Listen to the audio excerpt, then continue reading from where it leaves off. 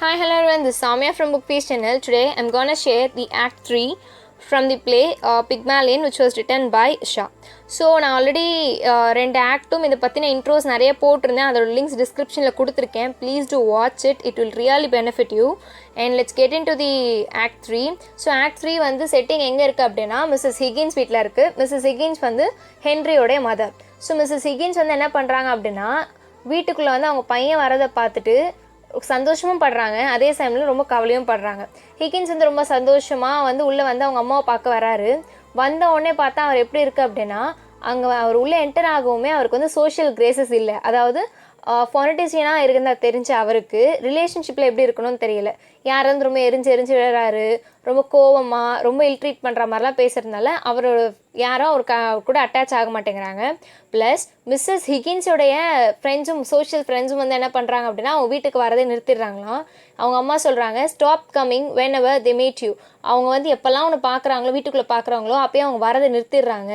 நீ ஏன் இப்படி பண்ணுற? ஸோ பையன் வந்ததுக்கான சந்தோஷமும் இருக்குது, அதே டைம் வந்து பையன் வந்து இப்படிலாம் பண்ணுறானே என்ன செய்யறதுன்னு தெரியலையன்ற ஒரு கோவமும் இருக்குது. ஸோ ஹென்றி வந்து என்ன சொல்கிறாருன்னா எக்ஸ்பிளைன் பண்ணுறாரு, நான் அப்படி இல்லை, நான் எல்லாருக்கிட்டையும் அப்படி தான் பேசுகிறேன்னு சொல்லிட்டு இப்போ வந்து லிசாவை வந்து ட்ரை பண்ண விரும்புகிறாரு.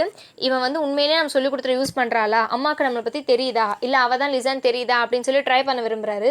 ஸோ அவளை வந்து வீட்டுக்குள்ளே கூட்டிகிட்டு வந்து லிசாவுக்கு ஒரு ஸ்பீச்சை கேட்கலான்னு ட்ரை பண்ணுறாரு.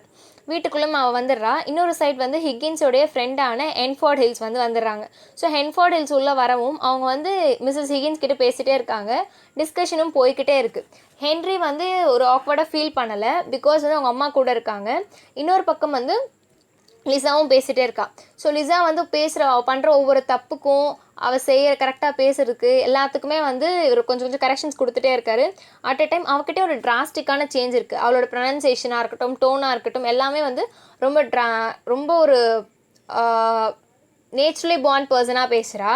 அது மட்டும் இல்லாமல் அடிக்கடி வந்து நிறைய ஃப்ரேசஸ் பெக்யூலியர் டேர்ன்ஸ் எல்லாம் சொல்கிறா. அங்கே கொஞ்சம் கன்ஃபியூஸ் பண்ணுறா.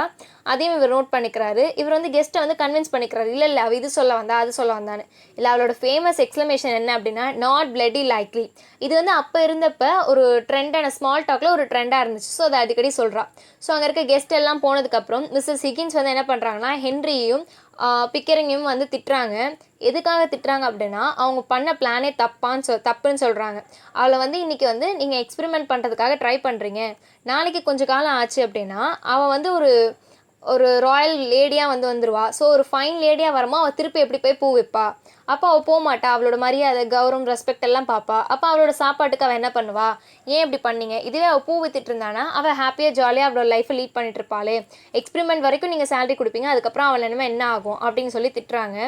திட்டின உடனே வந்து அவங்க அம்மாவுக்கு வந்து என்ன பண்ணுறதுன்னு தெரில. She is shocked that she have given no thought of Lisa's wellbeing.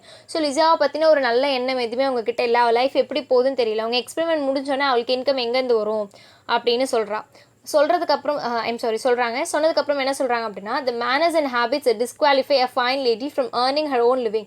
So ஒரு ஃபைன் லேடியாக மாறிட்டாங்கன்னா அவங்களோட ஹேபிட்டும் மேனர்ஸும் வந்து அவங்களோட ஓன் லிவிங்க்கு வந்து ஒரு கம்ஃபர்டபுளாக இருக்காது. ஸோ இன்றைக்கி நீ பண்ணுற இந்த தப்பு வந்து நாளைக்கு அவங்க இதில் வந்து வரும். There is no good bothering now the things done. So இவர் ஹென்ரி வந்து என்ன சொல்கிறாருன்னா சிரிச்சுட்டே, இப்போ வந்து இதை பற்றி என் கரெக்டாக தப்பான்னு பாதர் பண்ண டைம் இல்லை, முடிஞ்சு போச்சு அப்படின்னு சொல்கிறாரு. பிக்கரிங்கும் வந்து ஹிகின்ஸை விட ரொம்ப ஆழமாக யோசிக்க மாட்டார். ஸோ அவரும் தான் ஃப்ரெண்டு சொல்கிறத கேட்டுட்டு அங்கேருந்து தலையாட்டிட்டு இந்த இடத்த விட்டு கிளம்பிடுறாரு. மிஸ்ஸஸ் ஹிகின்ஸ் வந்து என்ன பண்ணுறதுன்னு தெரில. அவங்க வந்து ரொம்ப கோவத்தில் இருக்காங்க, அதே டைமில் வருத்தமாகவும் இருக்காங்க. நம்ம பையன் இப்படி இருக்கானே, அதுவும் இல்லாமல் வந்து இந்த பொண்ணோட லைஃப் இப்படி பண்ணிட்டானே. ஸோ அவங்க வந்து இப்போ மெச்சோர்டாக ஆகி ஒரு ஃபைன் லேடியாக வந்துட்டாலே இனிமேல் என்ன பண்ணுவா அப்படின்னு சொல்லி ஃபீல் பண்ணுறாரு. ஸோ இங்கேயோட ஆக்ட் 3 முடியுது. ஆக்ட் 4 வந்து நான் உங்களுக்கு நெக்ஸ்ட் வீடியோவில் போஸ்ட் பண்ணுறேன். Please to watch, like, share and comment.